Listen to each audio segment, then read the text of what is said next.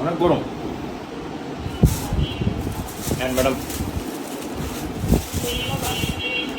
তুই খালি ঘরের ভিতরে বসে থাকবি আর আমরা খালি বাইরে থেকে এনে দিবি। বাইকো কাম এটাই, আর কোনো কাম নাই। কত জুস খাস তুই? আব্বা আনলো দিন 2টা, মাই আনলো 2টা, আমি এখনো পর্যন্ত জুস খাইতেই পারলাম না। এটা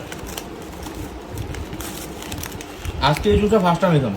10টার উপরে খাইছি না তুমি যে আগে স্বপ্ন মুখলু কিনে দিতা 10টা স্বপ্ন দেন 4-5টা হ্যাঁ, বই বিস্কিট লয়ে বসি রে। আমি ভাবছিলাম কি ওই যে হোয়াইট চকলেট আলা একটা আছে, আমি ভাবছিলাম এটা হোয়াইট চকলেট একটা দেই নাই, এটা হচ্ছে যে রাস্ক। এটা ঠিক আছে, এটা তো আমার ছোটবেলার ফেভারিট একটা বিস্কিট। তাহলে তুই বলে আমার লাগা নিয়েছিস তুই তোর এটা কালো আছে একটাই নাই কয়টা আনবো? তুই কইলি তুই 10টার মতো খেয়াল আইছো। আব্বু তো 2টা নিচে আনে না, আম্মু তো 2টা নিচে আনে না। একটা জানছি খুঁজি দা ধর। তারপরে মিষ্টি এত টাটকা, মানে মাত্র নামাইছে কি বলি টাটকা না এই না সেই না।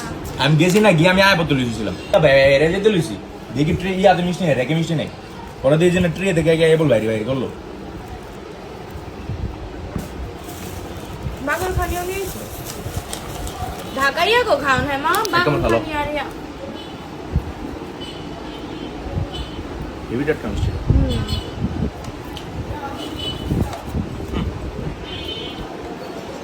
হলো ঢাকাইয়া গো খাওন খা